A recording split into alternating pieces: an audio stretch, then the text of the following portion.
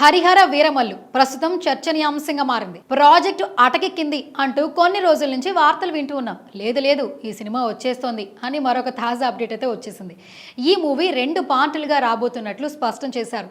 మొదటి పార్ట్ కి సంబంధించిన టీజర్ ను రిలీజ్ చేసేశారు. ఇందులో దర్శకుడి పేరు మారింది. డైరెక్షన్ పేర్లలో క్రిష్ తో పాటు నిర్మాత ఏం రత్నం కొడుకు పేరు కూడా వచ్చేసింది. దీంతో క్రిష్ వ్యవహారం మీద చర్చలు మొదలయ్యాయి. క్రిష్ పేరు పోస్టర్ లో కూడా లేదని ఆ మధ్య చర్చలే జరిగాయి. క్రిష్ బయట కనిపించ కూడా చాలా రోజులే అవుతుంది. ఎప్పుడు చూసినా ఏం రత్నం మాత్రమే ఈ మూవీ గురించి మాట్లాడుతూ ఉండేవాడు. కానీ హరిహర వీరమల్లు మూవీ టీజర్ రావడంతో జరుగుతున్న చర్చలపై ఒక క్లారిటీ అయితే వచ్చేసింది. ఈ మూవీ నుంచి క్రిష్ కాస్త పక్కకి తప్పుకున్నట్లుగా తెలుస్తోంది. దర్శకుడుగా జ్యోతి కృష్ణ పేరు ఎక్కువగా వినపడుతోంది. పైగా క్రిష్ తాజాగా వచ్చిన టీజర్ ను తన సోషల్ మీడియా ఖాతాలో షేర్ చేయలేదు. దాని గురించి ఈ ఆర్టికల్ రాసే టైంకి ఎక్కడా స్పందించలేదు. అంటే హరిహర వీరమల్లుని క్రిష్ పూర్తిగా వదిలేసినట్లు కనిపిస్తోంది. అసలు ఈ ప్రాజెక్ట్ నుంచి క్రిష్ స్వయంగా వెళ్ళిపోయాడా?